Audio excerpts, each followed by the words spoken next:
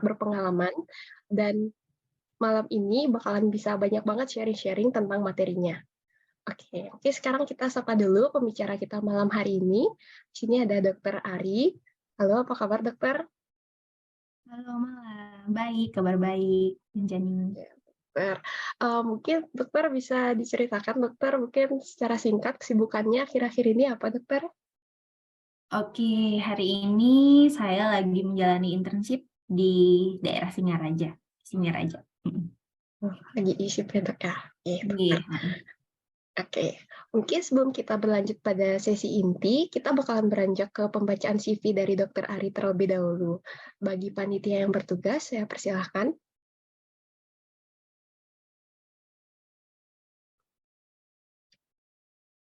Oke.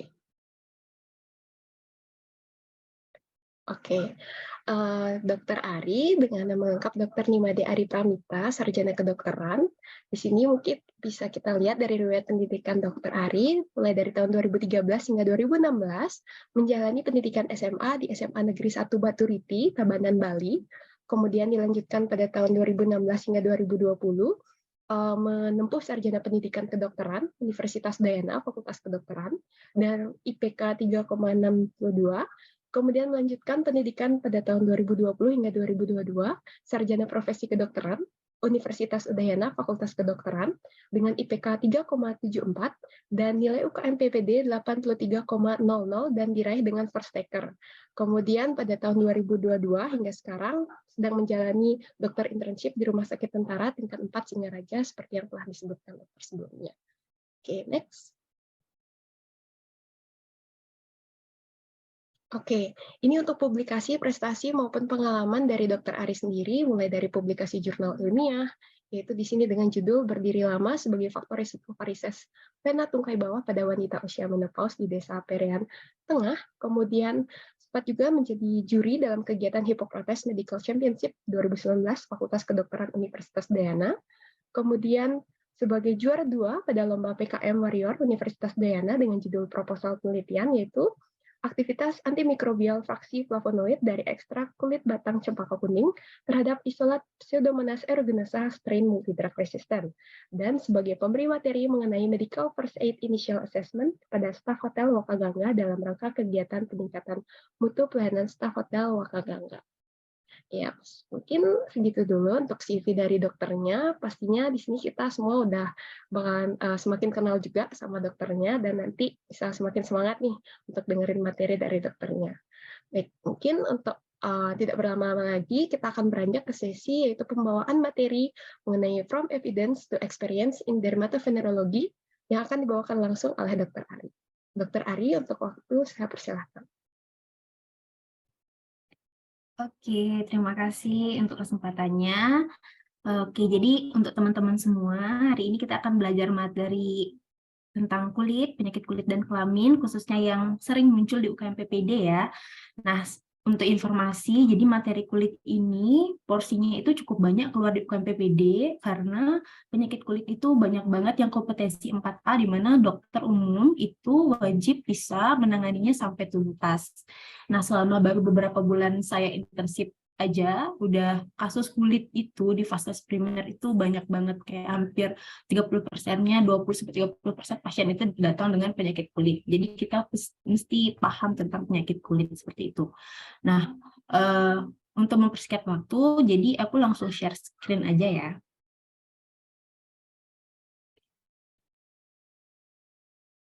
Oke, ini slide-nya udah terlihat. Ya, sudah, dokter. Oke, aku slideshow ya. Oke, jadi di sini kita akan membahas ada 10 soal, terus nanti akan ada pembahasannya. Jadi untuk mempersingkat waktu, langsung aja untuk soal pertama. Jadi nanti kalau misalnya teman-teman ada tahu jawabannya, boleh langsung chat di kolom komen ya. Nah, untuk UKM PPD seperti biasa, jadi kita mesti baca dulu soalnya. Jadi jangan ujuk-ujuk baca kasusnya yang panjang lebar, karena biasanya UKM PPD itu soalnya itu kan panjang-panjang. Untuk mempersingkat waktu, kita baca dulu nih soalnya apa gitu, barulah kita beralih ke case-nya. Jadi kalau udah tahu soalnya, di case-nya kita bisa lihat clue-cluenya aja kayak gitu. Nah, yang kayak soal yang nomor 1 ini yang ditanya tuh etiologi dari kasus. Oke, untuk tahu etiologi kita kan mesti tahu diagnosis. Jadi kita baru baca ke soalnya gitu.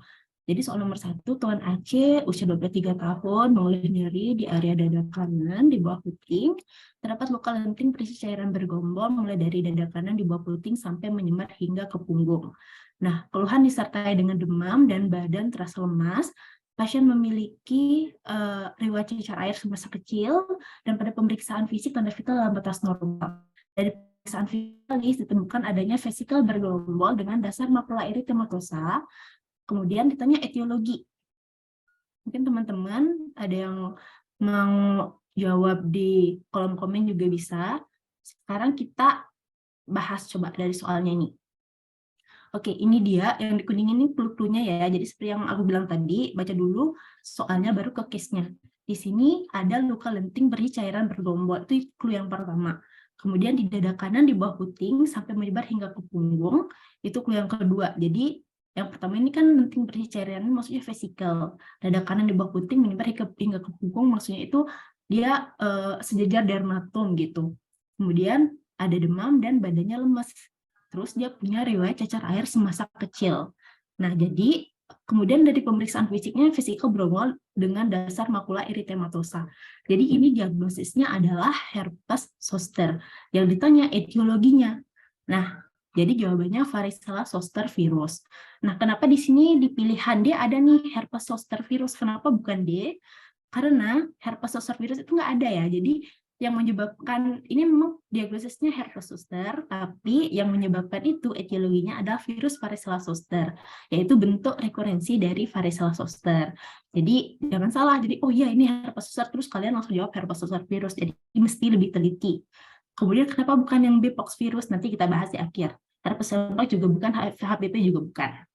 Oke, sekarang untuk yang pertama kita bahas infeksi virus. Nah, jadi penyakit yang pertama itu varicella atau chickenpox atau cacar air. Jadi ini gambarannya ya. Jadi ini merupakan penyakit infeksi akut oleh virus varicella zoster atau HHV3. Nah, jadi kalau misalnya nanti di soal kalian nggak ada nih pilihan varicella zoster, kalian boleh pilih HHV3 atau human herpesvirus tipe 3. Nah, HHV ini ada banyak, ada HHV 1 sampai 7 itu yang terkenal. Yang HHV 6, 7 itu yang nyebabin pityriasis rosea. Nanti kita juga akan bahas di belakang. Kemudian, seperti biasa, virus-virus biasanya dia bersifat self-limiting disease atau bisa sembuh sendiri, tapi tetap perlu pengobatan biar penyembuhannya itu lebih cepat, lebih optimal kayak gitu. Nah, yang khas dari varicella zoster ini, dia lesinya itu polimorfik. Apa maksudnya polimorfik? Maksudnya itu adalah lesinya itu macam-macam bentuknya. Jadi karena ini kan di seluruh badan dia kenanya. Jadi misalnya pertama kali lesinya itu muncul di perut atau di punggung atau di dada. Jadi dia berupa vesikel. Kemudian lesi yang pertama itu pecah, dia pecah kemudian dia jadi krusta kayak gitu. Kemudian setelah dia pecah muncul lagi lesi di tempat lain. Jadi ada yang udah berupa krusta, ada yang udah masih berupa vesikel, ada yang baru pecah. Jadi beda-beda bentukannya. Jadi disebut dengan lesi polimorfik karena munculnya itu nggak sembarangan. Jadi macam-macam gitu dalam satu tubuh itu. Nah, kemudian khasnya lagi, dia ada teardrop appearance atau dewdrop on rose petal appearance. Agak hiperbolis sih ya istilahnya, tapi emang gitu. Jadi dia seperti tetesan embun di kelopak bunga mawar kayak gitu. Karena emang dia tuh bagus banget, dia kayak apa namanya vesikelnya itu dia seperti tetesan embun gitulah istilahnya. Terus dia juga bisa ada pruritus atau gatal. Dan dia penyebarannya secara sentrifugal, yaitu dari terang dari badan ke ekstremitas kayak gitu. Dari sentral ke perifer. Nah, untuk pemeriksaan penunjangnya, untuk varicella ini dia biasanya nggak diperlukan pemeriksaan penunjang karena khas banget dia dari klinisnya. Tapi biasanya kalau mau bisa dilakukan pemeriksaan Chang smear dari hapusan dengan GEMSA akan terdapat sel dantia berinti banyak. Dan untuk kasus-kasus yang berat atau nggak pas gitu klinisnya bisa dilakukan pemeriksaan PCR. Yang paling penting dari varicella ini adalah tata laksananya. Karena ini 4A ya masuk, jadi kita mesti tata laksana sampai tuntas. Yang pertama itu obat yang paling sering digunakan itu acyclovir, antivirus acyclovir, di mana dosisnya itu 5 kali 800 ml per hari selama 7 hari. Nah, yang penting dari tata laksana varicella ini, pasiennya mesti di KIE. Karena kan untuk sediaan obat acyclovir kan ada yang 200, ada yang 400. Misalnya nih di Puskesmas atau di Vaskes itu ada yang sediaan 200, berarti 1 kali minum 4 tablet. Terus sehari itu dia minum 5 kali, berarti 20 tablet kan sehari. Kadang-kadang pasiennya itu nggak mau dia minum, kenapa sih saya minum obat banyak-banyak gitu. Jadi cuma makan 2 tablet doang 3 kali. Jadinya nggak efektif penanganannya. Jadi mesti benar-benar di KIE pasiennya. Pengobatannya emang agak banyak, tapi inilah yang efektif untuk menyembuhkan dari varicella ini sendiri. Gitu. Kemudian untuk anak-anak ini dosisnya 420 ml selama 5 hari. Kemudian pilihan keduanya bisa dengan valacyclovir dan famciclovir. Nah, kemudian bisa diberikan terapi simptomatis seperti biasa antipiretik, biasanya karena sering disertai demam, kemudian antipruritus, dan kalau misalnya dia udah ada infeksi sekunder bisa dikasih antibiotik, tapi jarang sih sampai kasih antibiotik. Gitu. Oke. Selanjutnya itu tadi udah varicella. Kemudian temannya varicella nih, herpes zoster atau istilahnya cacar api. Nah, sebenarnya ini sama-sama disebabkan oleh virus varicella zoster, hanya saja dia bentuk reaktivasi atau infeksi laten dari si varicella zoster itu. Dia bersembunyi di ganglion sensoris radix dorsalis. Jadi selain infeksi primer, kalau kondisi drop dia bisa muncul lagi membentuk penyakit herpes zoster. Biasanya udah dewasa itu baru kena. Orang-orang tua itu sering. Kemudian untuk manifestasi klinisnya, dia sama vesikel, juga dia polimorfik juga bisa. Cuma dia khasnya dia unilateral dan letaknya di bersifat dermatoma sesuai peta dermatom tubuh kita. Yang paling sering itu di trakel 12 gitu di bawah puting. Ada juga yang letaknya itu di mulut, di area wajah gitu, sering juga kalau orang-orang tua biasanya. Nah, kemudian yang paling penting untuk herpes zoster ini adalah komplikasinya. Karena biasanya kan ini nyerang orang tua. Biasanya kalau udah selesai pengobatan, udah sembuh nih herpesnya, dia bisa masih terasa nyeri, disebut dengan postherpetic neuralgia. Jadi adanya disentetic pain, rasa terbakar, tertusuk, allodynia yang menetap walaupun lesinya udah sembuh. Karena kan orang-orang tua tuh biasanya sistem sarafnya udah menurun kayak gitu. Jadi dia sering banget nih kena postherpetic neuralgia gitu. Nah, ini salah satu contoh kasus yang ada di puskesmas tempat saya sekarang ISIP gitu. Jadi dia ini di hari ketiga dia kena herpes, dia baru berobat, dan itu pun dia berobatnya ke bidan. Dikasih obat tapi cuma diminum 3 kali gitu. Harusnya kan 5 kali nih, dia cuma minum 3 kali doang. Jadinya pengobatannya nggak efektif. Ini udah kalau nggak salah hari ke-7 atau hari keberapa, dia malah membentuk infeksi sekunder kayak gitu. Jadi benar-benar harus di KIE pasiennya gitu, biar nggak sampai separah ini. Padahal sebenarnya kalau diobatin secara benar sesuai dosis, di hari ke-5 bisa udah membaik gitu. Tapi ini udah lewat 1 minggu lebih, ini masih kayak gini, kayak gitu. Jadi kasihan pasiennya.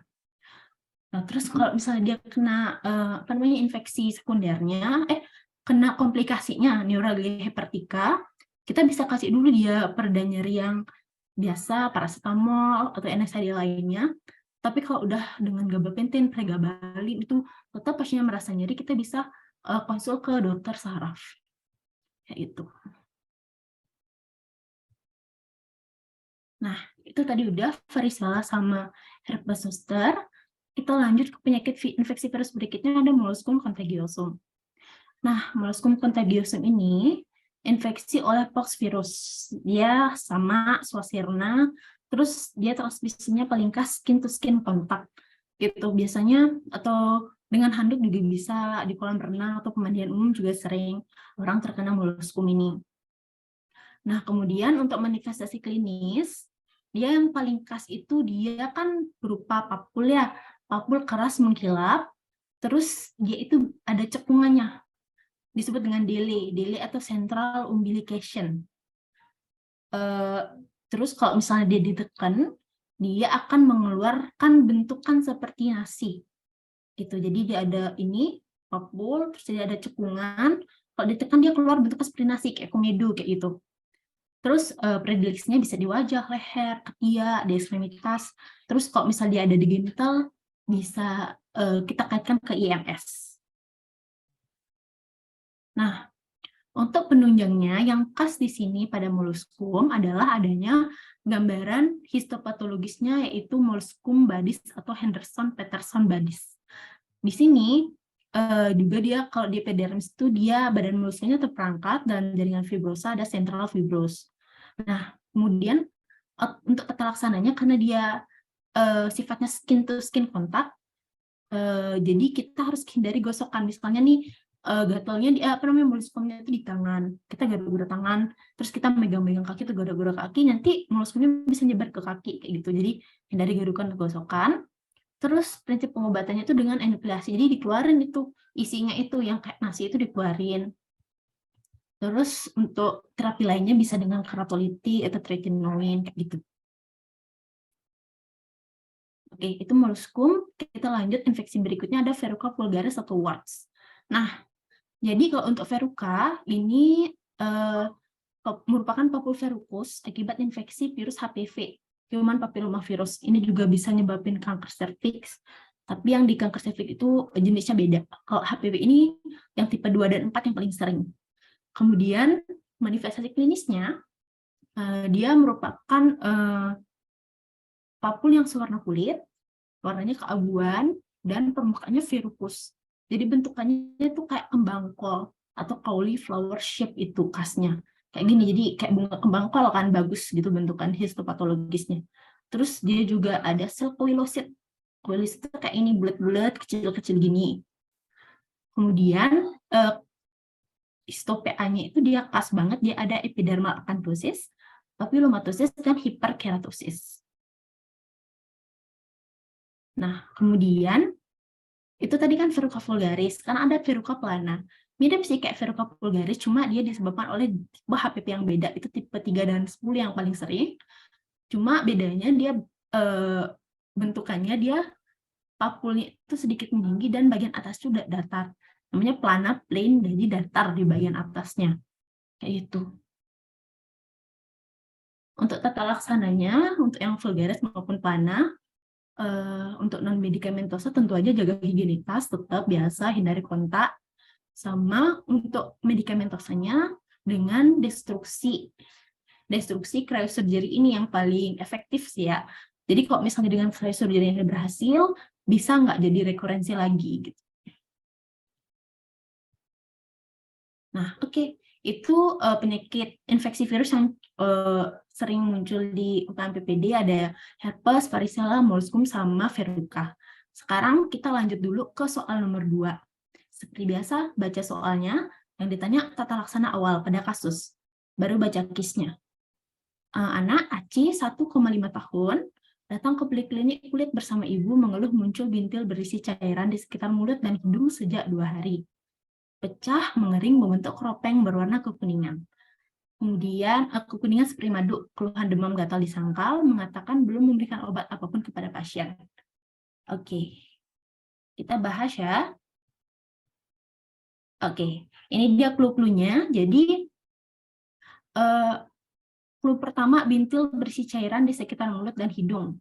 Itu clue pertama. Kemudian ada keropeng berwarna kekuningan seperti madu.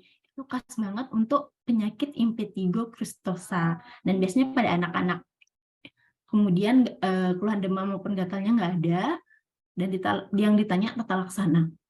Ingat ya, untuk tata laksana, kalau untuk impetigo ini kan infeksi bakteri. Sebenarnya tata laksana kasusnya, tata laksana dari penyakitnya itu kan antibiotik. Tapi yang ditanya di sini adalah tata laksana awal. Jadi sebelum dikasih obat, baik itu salep, mupirocin krim kayak gitu kan, kita perlu lakukan kompres larutan PK, permana sekaligus kayak gitu. Nanti langsung aja di penjelasannya ya. Oke, sekarang kita bahas pioderma. Nah, yang pioderma yang pertama itu ada impetigo. Impetigo itu yang paling sering muncul di UKM-PPD itu ada yang crustosa, bulosa, dan impetigo ulceratif atau ektima. kita langsung beda-bedain ya biar cepat, biar gampang diingat. Pertama dari etiologi. Oh, biar gampangnya kalau misalnya R. crustosa ini kan ada R-nya. Jadi disebabkan oleh Streptococcus. Kemudian yang ulceratif juga ada R-nya. Jadi Streptococcus juga penyebabnya. Kalau yang bulosa dia kan ada L-nya. Jadi penyebab itu Staphylococcus ada L-nya juga. Kayak gitu sih untuk memudahkan mengingat. Kemudian untuk manifestasi klinisnya, ini benar-benar beda banget sih ya. Kalau crustosa itu, dia khasnya kayak soalnya tadi, makula, papula erythema, dia cepat pecah, membentuk krusta kekuningan seperti madu kayak ini. Dan dia biasanya predileksi itu di daerah wajah, hidung, mulut, dan biasanya pada anak-anak seringan. Terus kalau bulosa, namanya juga bulosa, dia ada bula hipopion gitu. Kalau pecah dia membentuk squama kolaret dengan dasar eritema. Nah, kalau yang ulceratif atau ektima, dia tuh istilahnya korengan ya, kayak gini. Jadi dia berupa ulkus superficial, ulkus dangkal, kemudian dia tertutup kusta tebal berwarna keabuan atau kehitaman. Nah, kayak gitu. Dan biasanya dia tuh di kaki, kayak gitu kan. Anak-anak kecil yang sering main-main kotor, kayak itu koreng biasanya kakinya. Ini disebut ektima. Nah, itu tadi impetigo. Kemudian pioderma berikutnya itu ada radang folikel rambut. Nah, radang folikel rambut ini ada folikulitis sama furunkel atau karbunkel. Untuk folikulitis ini, bedanya itu antara ketiga ini, kalau folikulitis, dia itu kan radang pada folikel rambut. Jadi, ada satu folikel rambut, kemudian ada folikulitisnya. Kemudian kalau furunkel, dia radang di folikel rambut, tapi dia mengenai juga jaringan sekitarnya, jadi dia lebih luas. Kalau karbunkel, dia gabungan dari beberapa furunkel. Furunkel membentuk menjadi satu, bergabung, jadi gede gini, membentuk dia banyak puncak kayak gitu. Kemudian kalau yang folikulitis ini, dia ada yang superficialis, ada juga yang profunda. Ini sering sih dididik sama Tinea barbae, tapi dari klinisnya beda. Kalau Tinea barbae dia mungkin lebih gatal, kemudian dia lebih tampilannya tuh ada central healing, khasnya jamur. Kalau yang profunda dia mirip-mirip kayak gini, cuma dia letaknya di area dagu atau jenggot kayak gitu. Oke. Nah, lanjut berikutnya ada erysipelas dan selulitis. Untuk ini salah satu penyakit kulit yang tergolong emergensi, karena biasanya sering banget dia ada komorbid penyakit lain kayak gitu. Kemudian bedanya biar mudah, kalau erysipelas dia itu kan sama nih merah-merah kayak gini. Cuma bedanya kalau erysipelas tuh dia batasnya tegas. Kayak gini nih contohnya, dia batasnya tegas dan tepinya tuh meninggi. Dia lesinya itu meninggi dan batas tegas. Kemudian kalau selulitis dia tuh batasnya nggak tegas. Jadi kayak gini nih, mana nih batasnya kan susah nih dibedain. Terus dia nggak ada peninggian gitu kayak erysipelas ini. Jadi dia lebih datar gitu, setara kulit gitu. Kalau erysipelas jelas banget dia ada peninggiannya. Kayak gitu. Terus kalau yang selulitis ini biasanya dia lebih berbahaya. Kalau dia sampai supurasi gitu, dia bisa menyebabkan phlegmon. Oke.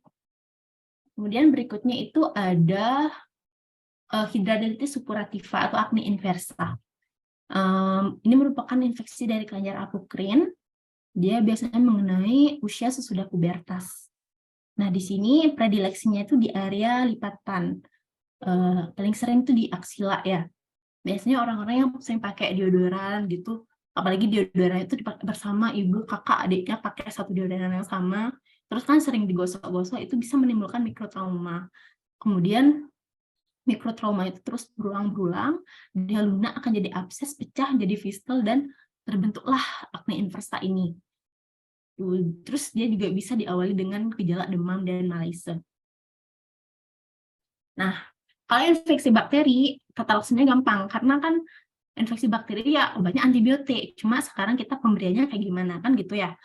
Jadi kalau misalnya infeksi bakteri, kalau yang topikal, kita mesti tahu dia tuh lesinya itu basah atau kering. Kalau misalnya tebal, ada krustanya kayak impetigo itu tadi, terutama impetigo ulceratif atau yang ektima itu, kita perlu kompres dulu nih biar obat topikalnya itu bisa meresap ke dalam kulit. Kalau misalnya masih kering, masih tebal gitu, kita kasih obat, jadinya nggak efektif kayak gitu. Jadi perlu dikompres dengan larutan PK, povidone bisa gitu. Barulah kita kasih salep atau krim gitu. Bisa dengan garam fusidat, mupiroksin, atau neomycin, atau bacitracin.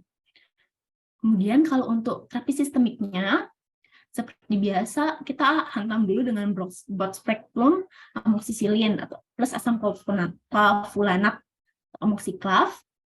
Kemudian lini keduanya kita bisa kasih golongan makrolit, lalu lini ketiganya cefalosporin, dan lini keempat antibiotik lain seperti clindamycin.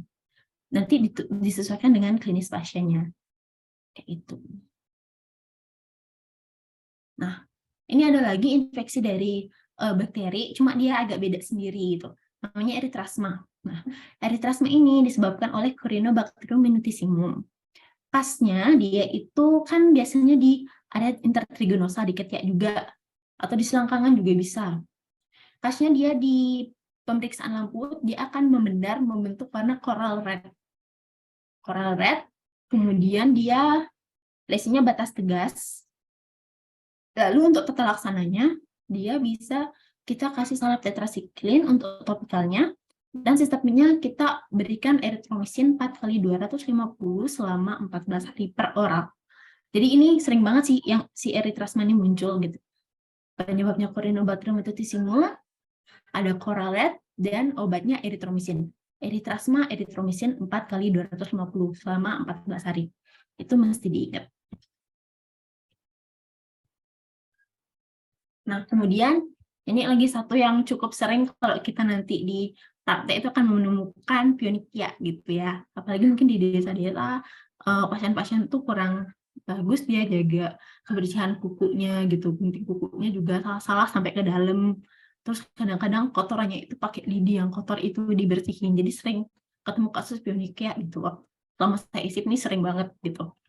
Nah, ini merupakan infeksi di area sekitar kuku. Jadi kalau misalnya dia cuma baru masuk ke dalam, belum ada pusnya kayak gini, namanya paronychia. Kalau udah ada pusnya, dia namanya pionychia. Biasanya itu disebabkan karena indronil, menggigit atau hisap kuku, gitu. Setelah laksananya, kita bisa kompres antiseptik, kemudian bisa berikan antibiotik sistemik, dan lakukan insisi dan drainase abses. Kalau kukunya itu udah sampai rusak, kita bisa lakukan ekstraksi kuku. Oke, itu dia infeksi bakteri. Kita lanjut ke soal nomor 3. Seperti biasa, baca soalnya. Tata laksana yang tepat untuk kasus. Punya Aceh 40 tahun, mengeluh muncul bercak hiperemis, batas tegas di lengan kanan. Keluhannya muncul sejak 2 bulan. Kemudian keluhan gatal dan nyerinya di sangkal. Pada pemeriksaan tanda vital dalam batas normal. Kemudian pemeriksaan fisik ditemukan anestesi pada bercak hiperemis dan terdapat claw hand. Tata laksananya apa? Oke. Ada yang oke. Kita lanjut. Kita langsung aja bahas pembahasannya. Ini dia clue-cluenya. Dari soalnya jelas banget ini adalah kasus morbus Hansen atau lepra ya. Karena ada bercak hiperemis batas tegas di lengan kanan, kemudian muncul sejak 2 bulan, keluhan gatal dan nyeri di sangkal, tapi dia ada anestesi dan dia ada claw hand. Claw hand ini menandakan ada keterlibatan dari saraf perifer. Terus tata laksananya jawabannya ini D. Rifampicin 600 mg per bulan dan dapsone 100 mg per hari. Nah, kenapa bisa D? Karena kalau misalnya dilihat dari soalnya, dia ini tipe PB, Pauci basiler, karena cuma kena satu cabang saraf dan lesinya cuma satu. Terus hasil BTA-nya nggak dikasih tahu, jadi kita nggak perlu kasih clofazimin. Oke, bedanya sama emin nanti dijelasin ya. Oke, kita nggak perlu kasih clofazimin. Terus kalau yang B sama ini dosisnya kita lah. Yuk kita bahas satu-satu. Morbus Hansen. Nah, jadi udah pasti tahu ya morbus Hansen atau lepra ini disebabkan kalau Mycobacterium lepra, basil tahan asam yang sifatnya intraseluler obligat. dia suka di suhu dingin atau lembab. Jadi rumah-rumah yang kurang pencahayaan, lembab, gelap, itu tuh disukai sama si bakterinya ini. Dan dia menginfeksi kulit dan saraf superficial gitu. Nah, tanda khas dari morbus Hansen ini ada istilahnya triad leprosi. Yang pertama lesi anestesi, yang kedua penebalan saraf perifer, dan yang ketiga BTA-nya positif. Ada 2 dari 3 gejala ini aja kita sudah bisa mengarah ke morbus Hansen. Misalnya kayak soalnya tadi kan BTA-nya nggak disebutin tuh, tapi dia udah ada lesinya, yang anestesi, dan udah ada penebalan saraf perifer. Kita udah bisa arahkan ke lepra.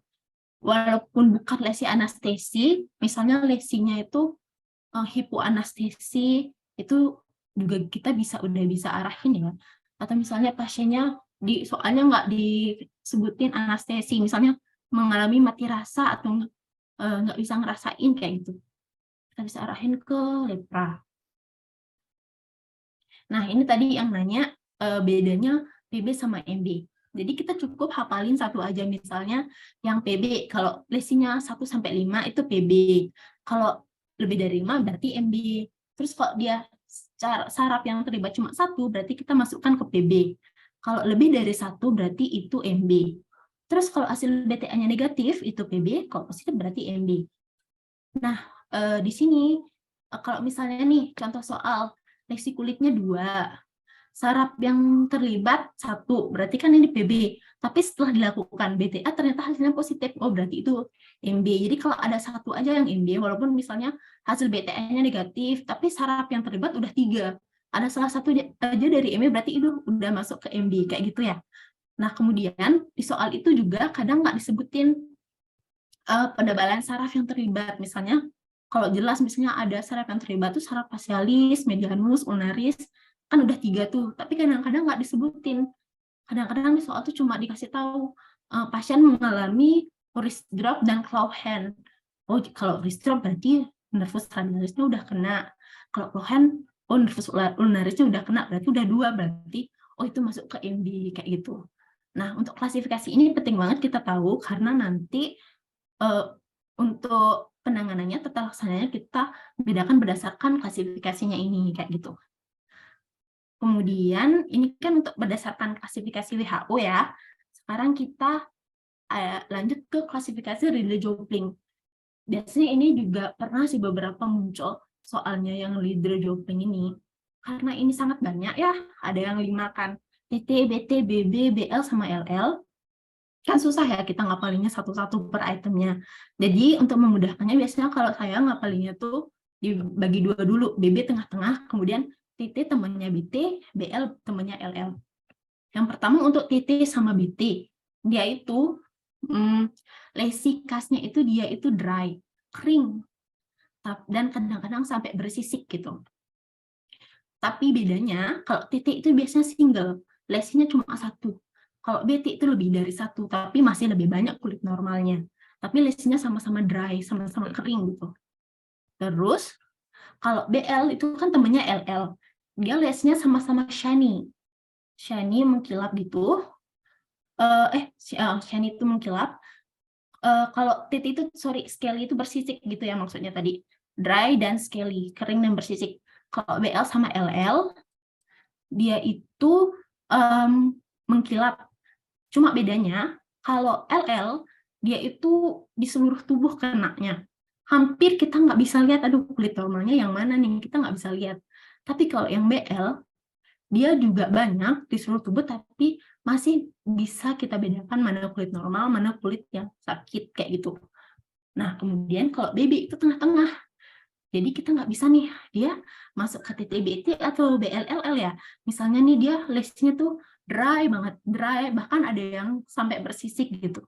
Cuma dia tuh hampir seluruh tubuhnya yang kena gitu. Jadi kan ragu nih, TT, BT atau BLLL ya. Jadi kita bisa masukin ke BB kayak gitu. Gitu sih untuk memudahkannya ya. Kemudian, nah ini yang paling penting tata laksana.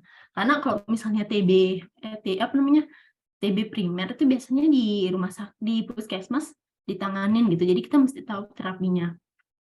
Tadi kan udah tahu untuk membedain MB sama PB dari jumlah lesinya, jumlah penebaran saraf tepinya sama hasil BTA-nya.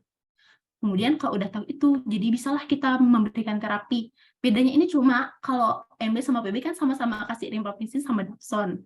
Dosisnya rifampicin 600, dapsone 100 ml. Kalau rifampicin ini 1 kali per bulan dan dapsone ini 100 ml setiap hari.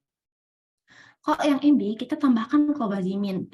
Clofaziminnya 300 ml 1 kali per bulan, dan untuk selanjutnya di hari berikutnya diberikan 50 mg kayak gitu.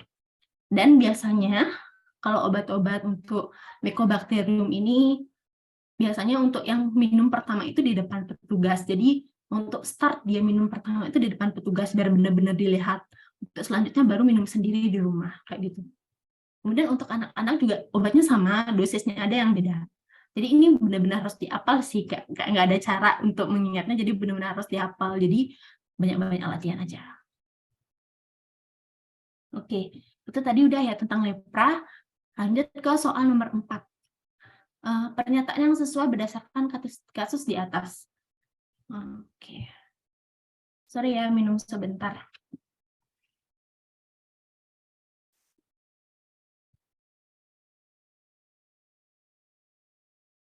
Oke, balik lagi. Jadi bayi Aceh usianya 1,5 bulan. Di sini penting banget ya kita ingat kalau baca KIS itu lihat-lihat umurnya. Terus dia datang sama orang tua, keluhannya ada lesi merah disertai bintil-bintil di area tangan dan kelamin pasien sejak 2 hari yang lalu. Tanda vital dan dalam batas normal. Dikatakan sering menggaruk tangan, terutama ketika malam hari. Nggak khas banget ini. Mungkin ada yang tahu diagnosis dari soal-soalnya, bisa chat di kolom komen ya, sambil kita belajar bareng-bareng. Kemudian kakak pasien dikatakan mengalami keluhan serupa. Oke, ya. Jadi ini udah jelas banget ya dari tanda-tandanya, ini adalah penyakit skabies. Nah, kemudian ada yang jawab D. Kita lihat pembahasannya. Tara, ini dia pembahasannya. Pernyataan yang sesuai berdasarkan kasus kecuali. Ingat ya, kecuali berarti yang salah. Yang C ini salah. Kira-kira kenapa ya dia salah? Kita lihat di sini clue-nya, dia ada umur 1,5 bulan. Dan permetrin itu nggak boleh dikasih untuk bayi di bawah 2 bulan. Gitu. Makanya ini salah. Pemberian permetrin 5% diulangkan seluruh tubuh semalam, diulang 1 minggu kemudian. Ini emang tata laksana dari skabies, tapi karena usia anaknya baru 1,5 bulan, jadi permetrin ini nggak boleh dikasih kayak gitu. Jadi ini yang C ini yang salah. Kenapa yang A ini benar? Tapi pada pasien adalah salap 24. Salap 24 itu sulfur precipitatum, yaitu boleh dikasih ke bayi 1,5 bulan. Terus ditemukan Skibala Sarcoptes scabi, itu betul. Skibala itu nya Sarcoptes scabies. Jadi kalau bisa ditemukan Skibala, telur, atau tunggalnya sendiri, itu kita bisa diagnosis skabies. Yang D ini, kenapa ini benar? Kenapa ini Lina 1% adalah kontraindikasi pada pasien itu benar ya, Lindan 1% itu nggak boleh buat bayi dan nggak boleh buat ibu hamil gitu. Kemudian kuman penyebab menyerang manusia secara berkelompok itu juga benar. Jadi yang salah itu C. Jadi jawabannya C. Oke. Sekarang kita bahas zoonosis. Oke, yang pertama itu ada pediculosis. Pediculosis itu kutu ya, infeksi kulit atau rambut yang disebabkan oleh pediculus. Dia parasit obligat yang hidup dengan menghisap darah. Nah, ini dia. Ada yang capitis, corporis, dan pubis. Etiologinya ini, kemudian yang paling khasnya, kalau kutu di mana-mana pasti gatel ya. Baik itu di rambut, di badan, di pubis, semuanya pasti gatel. Yang khas di sini kok capitis ya, dia ada telur kutunya, kelihatan kutunya di rambut. Kalau yang corporis sebenarnya kutu-kutu di corporis ini dia tuh nyerang, diamnya itu bukan di tubuhnya, tapi lebih sering diamnya itu di baju-baju orang yang kena pediculosis corporis gitu. Biasanya orang-orang gelandangan yang pakai bajunya itu aja. Terus bajunya kan tebal-tebal gitu, karena siang malam pakai baju itu, jadi bajunya tebal, kenalah dia pediculosis corporis. Terus nanti kutu-kutunya itu nempel di serat-serat kain bajunya itu gitu. Kemudian kalau yang pubis, dia juga ada khasnya. Dia khasnya itu ada black dot. Black dot itu bercak hitam pada celana dalam kayak gini, titik-titik hitam gitu. Terus ada makula cerulea atau bercak abu-abu atau biru pada pubis. Ini abu-abu kemerahan sih. Di pubis itu ada makula cerulea istilahnya. Nah, kemudian yang penting di sini untuk pedikulosis itu adalah terapinya. Kalau yang kapitis kita bisa berikan malation 0,51%. Kemudian yang paling sering dipakai sih yang ada di vaskes primer itu permetrin. Kalau yang tadi SKBS kan permetrin 5%. Kalau yang pedikulosis permetrin 1%. Gitu. Nah, terus itu udah ya pedikulosis. Sekarang kita bahas skabies sesuai dengan soalnya tadi. Jadi merupakan investasi dasar Sarcoptes scabies varhominis. Dia predileksinya paling sering itu di kuku tangan. Kuku tangan sih, sela-sela jari tangan gitu. Di genitalia juga bisa, umbilikus juga bisa. Terus dengan pemeriksaan KOH 10% itu sebagai gold standar akan ditemukan tungau, telur atau skibala dari Sarcoptes scabies. Kemudian ada pemeriksaan lain yaitu burrowing test. Jadi kalau kita teteskan titik Cina pada papul-papulnya itu, dia nanti akan membentuk terowongan. Kan Sarcoptes scabies itu dia kayak menggali terowongan gitu di bawah kulit. Jadi kalau ditetesin tinta dia akan membentuk terowongan jejak dari Sarcoptes scabies-nya. Nah, kemudian untuk tanda kardinalnya udah pasti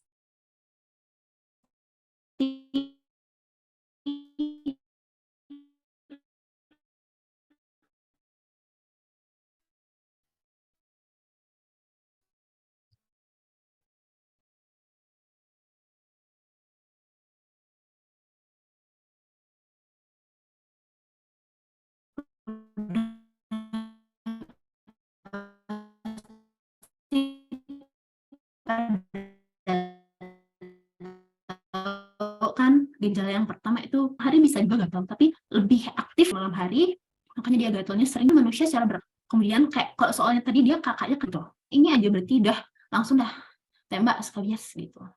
Nah, ini tata laksananya. Nah, selain obat-obatan, yang paling penting banget buat pasien skabies adalah KIE pasiennya. Jadi semua baju, spray, semua linen yang ada di rumahnya itu mesti dicuci, direndam dengan air panas, cuci bersih, setrika pakai suhu yang tinggi, terus disimpan dalam wadah tertutup selama 10 hari untuk memastikan si skabies itu benar-benar mati. Karena diobatin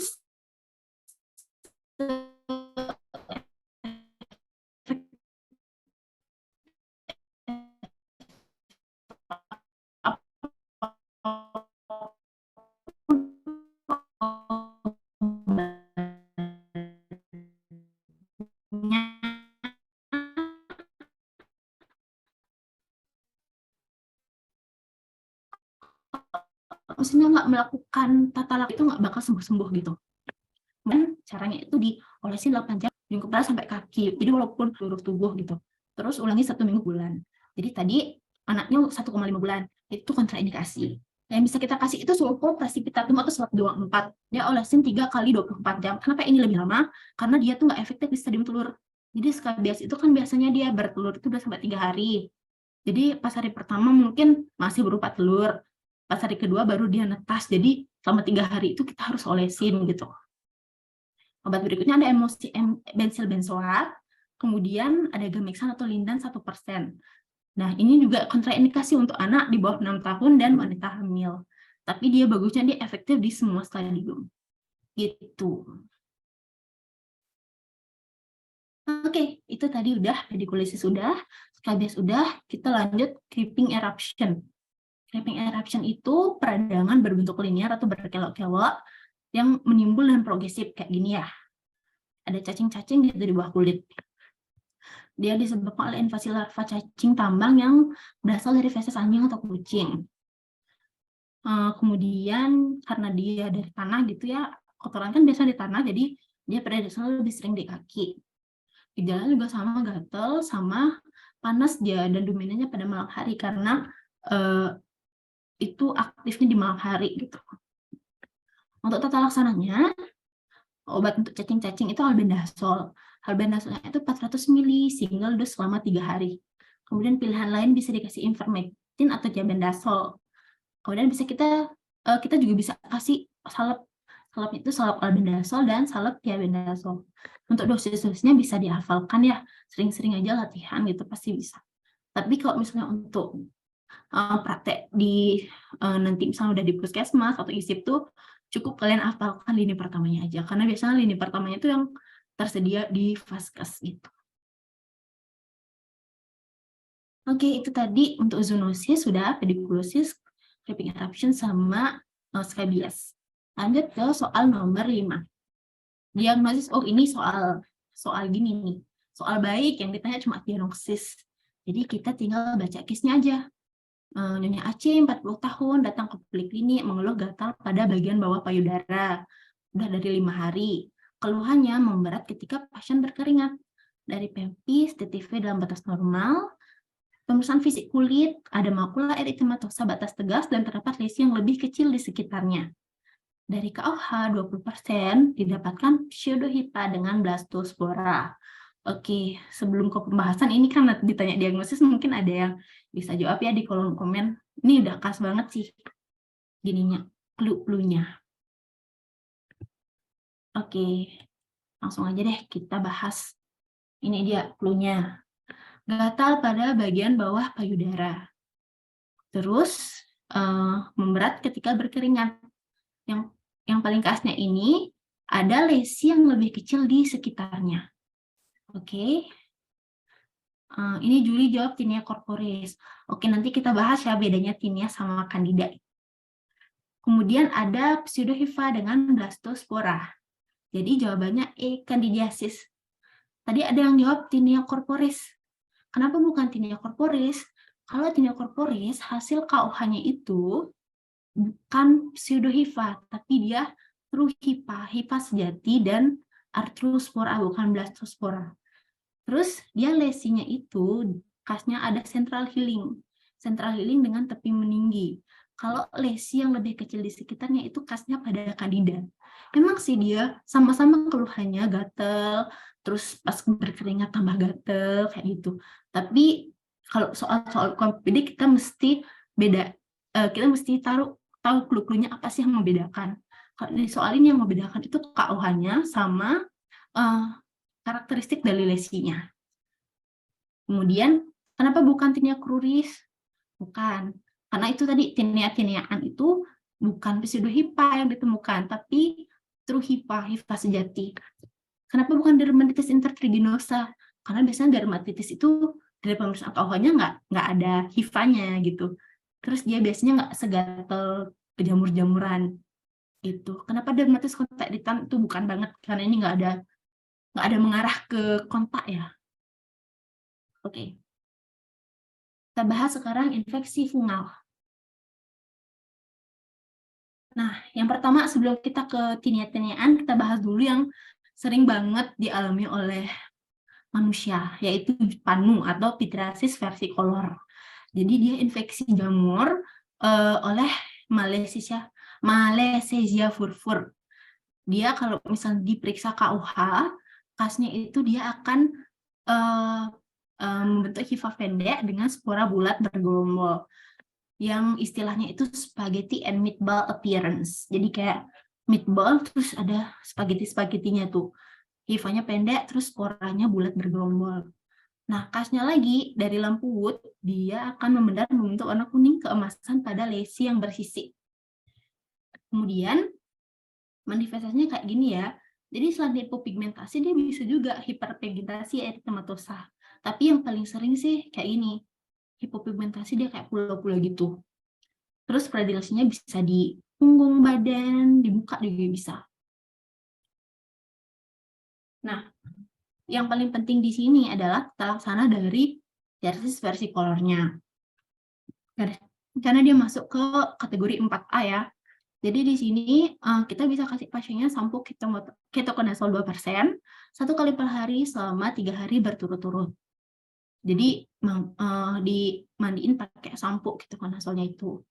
Kemudian bisa pakai yang obat-obat lain, selenium sulfida, zinc pyrithion, sama terbinafine cream gitu. Terus kalau sistemiknya juga kita kasih ketoconazole. Dia agak lama, 10 hari harus diminum. Lini keduanya itraconazole, ketiganya ada fluconazole. Itu. Sama yang paling penting tuh KI pasiennya jaga kebersihan badan, jangan sering-sering berkeringat. Kalau pakai baju yang habis berkeringatan harus cepat diganti kayak gitu. Nah, itu tadi versi color. Jadi kalau di UKM yang paling sering muncul itu tanda khasnya, spaghetti and meatball, sama tata laksananya, kayak gitu. Nah, ngebedainnya dengan dermatofitosis. Dermatofitosis itu yang tinea-tineaan ya, tinea corporis, cruris, kayak gitu. Bedanya kalau misalnya tadi dia ada spaghetti and meatball, kalau yang ini dia itu hifa panjang bersekat dengan arthrospora. Nanti kalau kandidiasis di belakang akan dijelasin dia itu blastospora. Hifanya hifa semu gitu. Panjang tapi dia nggak bersekat. Kalau yang tinea-tineaan dia panjang dan bersekat. Atau arthrospora true sejati gitu. Terus dari lampu woodnya, kalau untuk yang tinea-tineaan ini dia tuh hanya berfluoresensi pada tinea capitis yang disebabkan oleh Microsporum sp. Nah, kemudian khasnya itu dia ada central healing. Central healing itu maksudnya kayak gini. Nah, ini central healing. Jadi dia di tepinya itu aktif, meningnya ada papul-papulnya, tengah-tengahnya itu dia lebih nggak seaktif yang di pinggir kayak gitu. Itu istilah namanya central healing. Kemudian dia batasnya tegas. Oke. Kita bahas satu-satu untuk dermatofitosis. Yang pertama ada tinea capitis. Tinea capitis itu ada 3 jenis, grey patch, black dot, carrion. Yang tadi, yang bisa berpendar membentuk warna kuning kehijauan hanya yang grey patch sama carrion karena dia disebabkan oleh Microsporum sp, Microsporum sp. Kalau yang dactyl ini nggak berpendar dia kalau diperiksa dengan lampu wood gitu. Kemudian karena seperti namanya grey patch, jadi dia warnanya abu-abu. Inflamasi bercak-bercak abu-abu dan ada squamanya. Terus dia ada gatal pastinya ya. Sama dia kayak pita gitu dia. Kalau black dot, dia ini ada titik-titik hitam kayak gini. Ujung rambut itu penuh spora berwarna kehitaman di dalam folikel rambut. Terus sama juga dia gatal, terus rambutnya mudah patah. Nah, yang carrion ini yang paling buruk sih tampakannya. Karena dia udah ada peradangan yang berat. Terus dia itu mirip kayak karbunkel tapi di kepala gitu. Jadi dia udah ada radang, terus dia bisa ada pembesaran limpa atau limfadenopati. Gitu. Nah, terus yang untuk corporis sama cruris itu di badan, cruris itu di lipatan paha. Nih, lesinya kayak gini, lesi bulat atau lonjong, batasnya tegas, bisa berupa vesikel di pinggirnya atau papul juga bisa. Terus dia ada central healing-nya. Karena jamur itu dari tengah dia ke pinggir gitu. Jadi tengahnya udah sembuh, pinggirnya itu masih aktif gitu. Oke. Kemudian ada tinea manus dan pedis. Untuk manus itu yang di tangan, pedis itu yang di kaki. Kemudian untuk manus sama pedis ini ada jenisnya, ada yang tipe interdigitalis, ada yang tipe hiperkeratotik kronik. Yang interdigitalis ini dia ada squama maserasi di interdigital, sesuai namanya ya. Kalau yang hiperkeratotik dia tipe mokasion, berhubungan dengan two feet one hand syndrome. Maksudnya adalah, jadi kan yang kena tuh kaki, terus dia garuk-garuk pakai tangan, jadilah dia nyebar ke tangannya. Biasanya tangan yang pakai garuk itu kan tangan kanan, biasanya 2 kaki kena, 1 tangan kanan kena. Two feet one hand syndrome gitu. Terus ada tipe vesikubulosa, kalau yang parah itu bisa sampai jadi bula ya tineanya. Sama yang tipe ulceratif. Biasanya kalau udah kayak gini, vesikubulosa, ulceratif ini udah dia kok infeksi sih. Ada pasien-pasien yang immunocompromised gitu. Nah, terus ada tinea unguinum atau onychomycosis di kuku ya. Jadi bentukannya ada yang sampai hitam gini, ada yang kuning, ada yang sampai compeng kayak gitu. Terus, nah, kalau untuk dermatofitosis, tata laksananya itu kan antifungal ya. Jadi kita bedakan berdasarkan lokasi-lokasinya.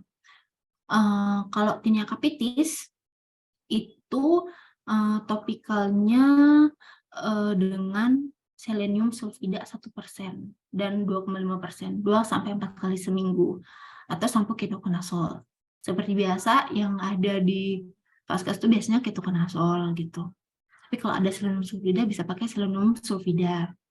Terus yang sistemiknya, yang mikrosporum pakai griseofulvin, kalau yang trichopiton pakai terbinafin. Ingat yang mikrosporum itu ya tadi yang berpendar berwarna kuning kehijauan. Yang tipe gripet sama carrion itu pakai griseofulvin. Kalau yang tipe trichopiton, yang black dot pakai terbinafin. Kayak gitu.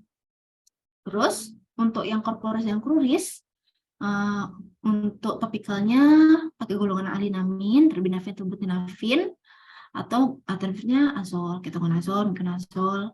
Kalau sistemiknya pakai terbinafin oral. Terus alternatifnya itraconazol, grisopropyl, atau ketokonazol. Kayak gitu. Jadi ini sama ya, terbinafin, sama kayak yang golongan trichopiton. Ini juga terbinafin. Terus yang pedis itu untuk topikalnya sama, terbinafin, tenafin, alternatifnya azol, sistemiknya itu terbinafin, sama juga kayak tadi. Terus kalau umuyum, ini agak gini, kalau yang umuyum itu dia agak khusus sendiri, karena kan di kuku tebal. Untuk obat pilihannya memang terbinafin, cuma biasanya kita pakai itraconazol yang dosis denyut. Karena kalau misalnya pakai terbinafin, dia kan berobatnya lama banget, 12-16 minggu.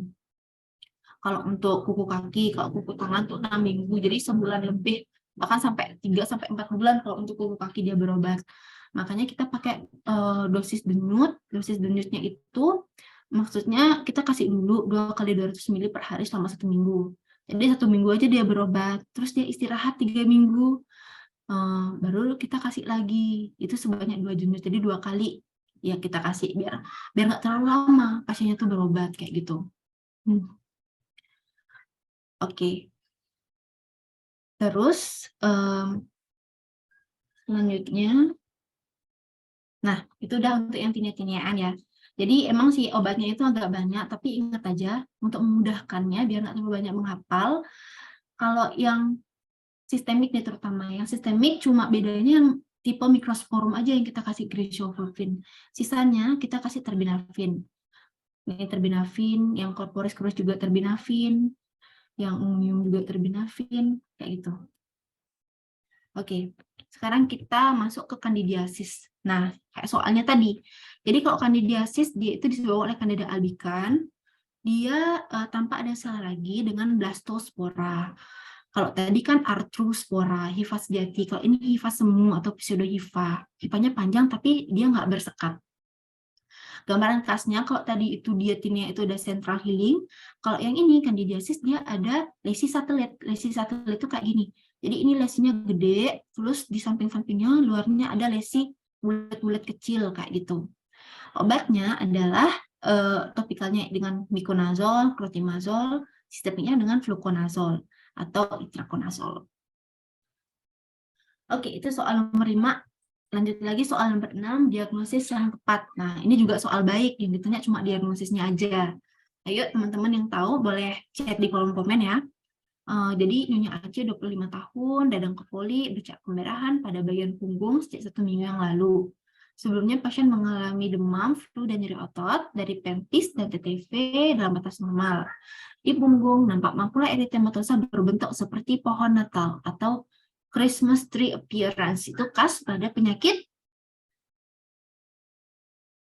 ya Mei, bener ya, pityriasis rosea. Ayo kita bahas. Oke, ini clue-cluenya. Ada bercak kemerahan dari 1 minggu dan khas banget ya. Ingat, kita lihat umurnya 25 tahun, remaja dewasa gitu ya. Terus dia ada makula eritematosa berbentuk seperti pohon Natal atau pityriasis rosea. Nah, kenapa bukan pityriasis guttata? Nanti kita bahas langsung. Oke, sekarang kita belajar lesi erythrosquamosa. Yang pertama ada pityriasis rosea, kayak soalnya tadi.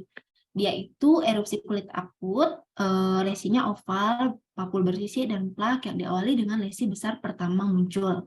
Dan disebut dengan heral patch atau motor patch. Jadi yang pertama muncul dulu lesi besar kayak gini. Besar, kemudian muncul ras-ras yang berwarna makula kemerahan, membentuk pohon Natal gitu.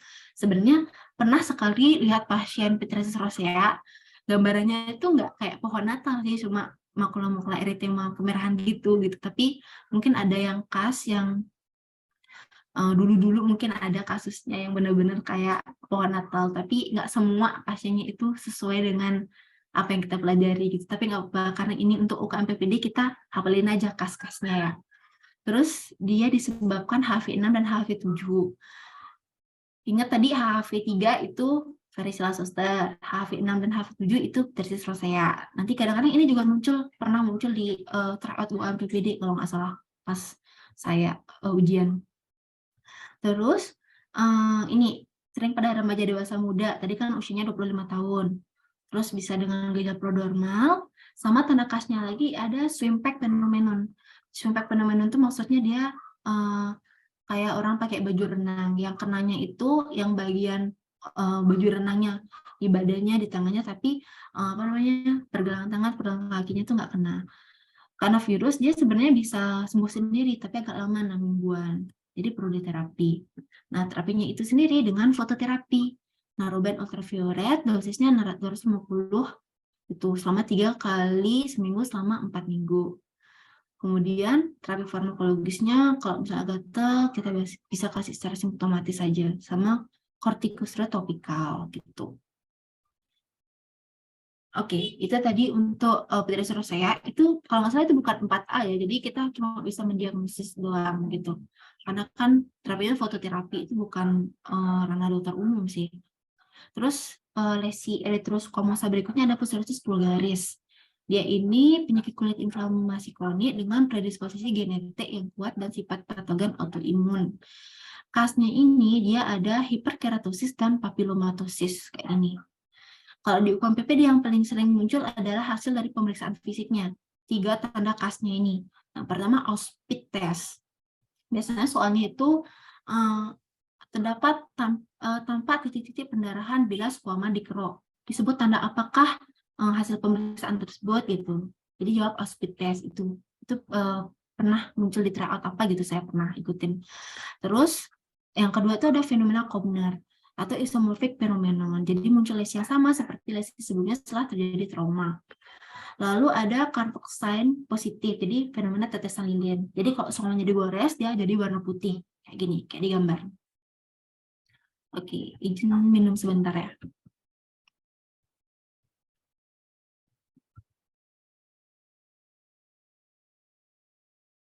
Oke, kita lanjut lagi. Kalau Psoriasis vulgaris ini juga bukan kompetensi dokter umum ya biasanya. Karena ini kan autoimun gitu. Kita bisa rujuk ke SPKK, tapi nice to know untuk terapi topikalnya karena ini squamanya itu kering gini ya, kering bersih kayak gini, jadi kita perlu kasih emollient pelembab. Terus kortikosteroid sama agen keratolitik. Nah, yang paling penting untuk psoriasis ini kita nggak boleh kasih kortikosteroid sistemik karena bisa menyebabkan flare atau rebound. Jadi mungkin pas pertama dia kasih kortikosteroid sistemik dia bisa membaik lesinya, tapi ketika imunnya drop lagi, muncul lesi lagi, malah tambah parah. Jadi kontraindikasi kortikosteroid sistemik. Kalau kortikosteroid topikal masih boleh dikasih, tapi untuk yang sistemik harus dihindari gitu. Oke, lanjut ke soal berikutnya. Sama ini juga soal baik ya, yang ditanya diagnosis. Nyonya Aceh 23 tahun, mengeluh mengalami jerawat. Oke, kita bahas jerawat-jerawatan sekarang. Pak membaik udah 2 bulan, nampak papul pustus sebanyak 25 buah dan komedo sebanyak 30-40 buah. Pasien saat ini sedang hamil trimester kedua. Oke. Nah, kalau ada yang tahu jawabannya boleh chat di kolom komen ya. Kita bahas bareng-bareng sekarang. Ya, ini dia pembahasannya. Kalau ditanya diagnosis, untuk aku yang paling sering sih emang derajatnya ya, ringan, sedang, atau berat. Di sini langsung aja kita ke pembahasan. Nah, jadi acne vulgaris itu seperti yang kita tahu jerawat. Tapi kita mesti tahu manifestasinya itu gimana aja. Jerawat itu ada yang close, ada yang komedo, papul pusar, atau nodul atau kista. Yang komedo ada yang close sama yang open. Yang close itu dia putih-putih kayak gini. Kalau yang open dia hitam-hitam. Kenapa dia hitam? Karena dia kan udah terbuka, kena udara, kena debu, jadi dia hitam. Kemudian ada yang berupa papul, ada pustul, dan ada nodul sampai hitam. Ini disebabkan oleh Propionibacterium acne, gitu. Terus, nah ini yang paling sering muncul di UKM-PPD, derajat dari akne. Untuk memudahkan, kita cukup apalin yang sedang aja. Kalau yang sedang, komedonya 20/100, berarti kalau kurang dari itu yang ringan, lebih dari itu yang berat. Terus papul pustulnya 15/50, nodul kisnya 1/5, dan totalisnya 30/125. Ini satu-satunya cara ya dengan menghafal. Gitu. Jadi, tapi itu menghafalnya apalin yang sedang aja, yang ringan satu berat mengikuti nanti. Terus, oh ya, terus kalau misalnya ada satu aja yang derajatnya lebih tinggi, kita pakai yang lebih tinggi. Misalnya nih, komedonya ada 15, itu masuk ringan. Papul pustulnya ada 10, masuk ringan. Tapi nodulnya itu udah 4, oh itu berarti sedang. Walaupun komedo sama papulnya itu masuk ringan, kalau ada satu aja yang lebih berat, kita masukkan dia ke derajat yang lebih berat gitu. Oke. Nah, ini dia yang penting. Di vaskes primer juga lumayan beberapa kali sempat dapat kasus akne vulgaris, tapi masih yang ringan gitu. Jadi bisa kita obatin sendiri. Terus kalau untuk pengobatannya ini kita bedakan antara ibu hamil dan yang nggak hamil. Kalau yang ringan, untuk yang nggak hamil kita kasih asam retinoat atau BPU. Nah, untuk ibu hamil itu kontraindikasi asam retinoat. Jadi kita cukup kasih BPU aja. Ibu hamil dan menyusui ya. Terus untuk yang sedang, kita bisa kasih asam retinoat dengan atau tanpa BPO dan kasih doxycycline. Terus kalau ibu hamil, seperti yang tadi, nggak boleh kasih asam retinoat, jadi kita cuma kasih BPO sama erythromycin. Erythromycin yang paling aman sih antibiotik buat ibu hamil. Terus kalau yang berat, kita bisa kasih antibiotik topikal dengan azithromycin pulse dose. Jadi hari pertama kita kasih 500 ml, dilanjutkan hari kedua keempat sebanyak 250 ml. Kalau ibu hamil yang derajat berat itu sama obatnya sama derajat sedang, BPO sama erythromycin. Kayak gitu. Ini juga perlu dihafal sih. Tapi yang paling sering muncul OKM-PPD sih ini, derajatnya ini. Gitu. Dari tahu derajat kita tahu penata laksanaannya. Oke, lanjut ke soal nomor 8. Terapi yang tepat. Nah, ini lumayan panjang case-nya ya, kita baca bareng-bareng. Nyonya Aceh 28 tahun, ke poliklinik dengan keluhan gatal di bibir kemaluan sejak 5 hari yang lalu. Pasien juga mengeluh kencing bernanas sejak 5 hari yang lalu, dan pemeriksaan fisik ada supebris, lainnya DBN. Terus pasien mengatakan belum menikah, tapi aktif berhubungan seksual dengan pacarnya yang seorang supir truk antar kota. Nih, sering banget sih muncul di soal-soal UKM-PPD. Selalu dikambing hitamkan nih si sopir truk antar kota nih. Terus pada pemeriksaan gram ada gambaran diplococcus gram negatif seperti biji kopi. Nah, ini udah khas banget nih tandanya. Sebelum ke terapinya mungkin di kolom chat ada yang tahu diagnosisnya apa dulu deh. Belum ada yang jawab? Oh, ada yang jawab. Gonore. Oke, Mei jawab gonore. Ayo. Betul ya, gonore ya. Kita bahas bareng-bareng.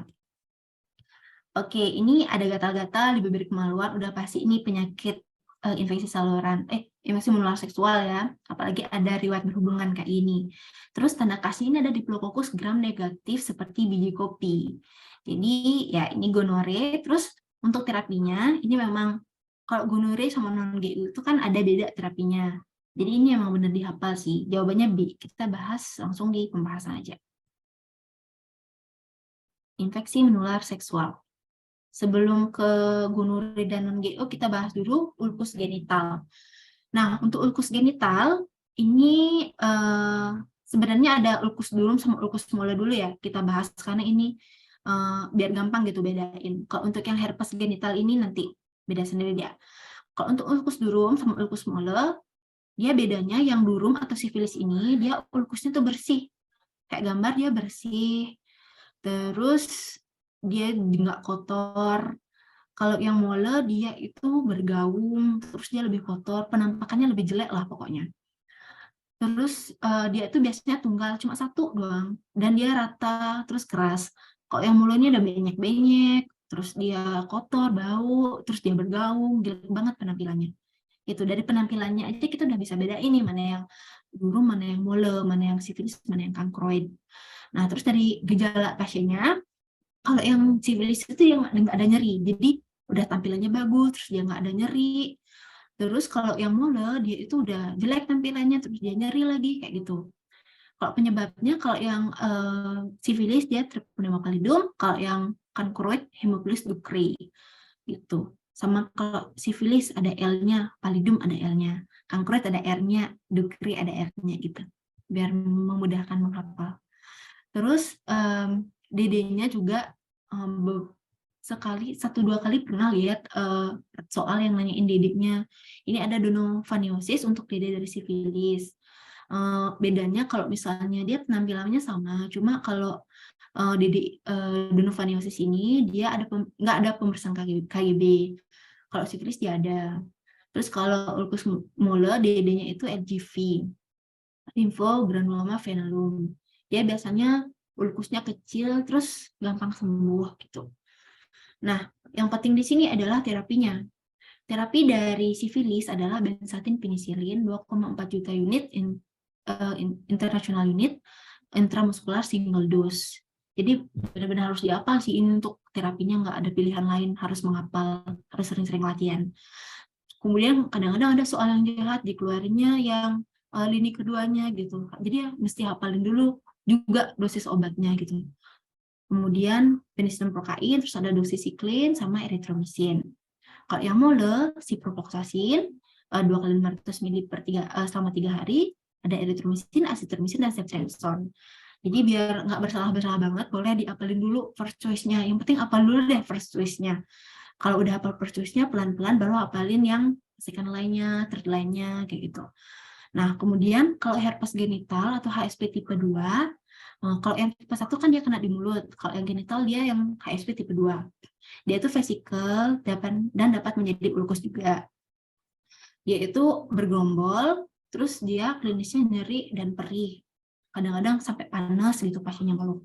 Obatnya sama kayak herpes, kayak varicella itu acyclovir. Yang beda itu dosisnya. Kalau tadi yang herpes, yang varicella kan 5 kali 800. Kalau yang herpes genital dia lebih dikit, 5 kali 200 selama 7 hari aja. Atau kalau nggak ada sediaan yang 200, bisa pakai sediaan 400, tapi cuma dikasih 3 kali sehari. Sama juga selama 7 hari. Second line-nya bisa kasih valacyclovir. Gitu. Nah, itu tadi yang ulkus-ulkusan. Sekarang kita bahas yang duh tubuh uretra. Sesuai soalnya tadi ada yang gonore dan non-GU. Nah, untuk yang bedanya, kalau yang gonore kan disebabkan oleh Neisseria gonore. Kalau yang non-GU, yang jelas berarti bukan selain dari Neisseria gonore. Yang paling sering itu ada Chlamydia trachomatis. Cuma ada pernah beberapa baca itu selain Chlamydia trachomatis juga bakteri lain bisa menyebabkan. Cuma yang paling sering itu Chlamydia trachomatis gitu. Nah, yang kasus ini dari manifestasi klinisnya, dia kalau yang gonore dia itu duh tubuhnya itu mukopurulen atau kuning kental. Kalau yang non-GO dia itu mukoid, dia putih encer. Terus kalau dari pemeriksaan labnya, kalau yang gonore ada diplokoki gam negatif. Itu jadi dia kayak gini, gambaran biji kopi dia berpasang-pasangan gitu. Kalau yang non-GO dia nggak ada diplokoki gam negatifnya, tapi dia gambaran bakterinya sesuai bakteri yang menyebabkan gitu. Nah, ini yang paling penting terapinya. Terapinya kalau yang GO untuk menggampangkan pakai SKS. Kalau non GO adik, SKS adik. Kalau yang GO obatnya SKS, cefixime 400 mg single dose PO, kanamisin 2 gram single dose IM, ceftriaxone 200 mg single dose IM. Kalau yang non GO ADE, A-nya azithromycin 1 gram single dose per oral, D-nya doxycycline, E-nya erythromycin. Ini dihafal aja, karena emang harus menghafal sih banyak kalau kulit itu. Sebenarnya kalau kulit itu untuk nentuin dia diagnosisnya gampang, karena flu-flunya itu mudah, tapi emang obat-obatnya itu yang banyak menghafalnya. Tapi at least kalian mesti tahu first choice-nya dulu. Kalau udah hafal first-nya, baru pelan-pelan hafalin second line-nya, baru third line-nya.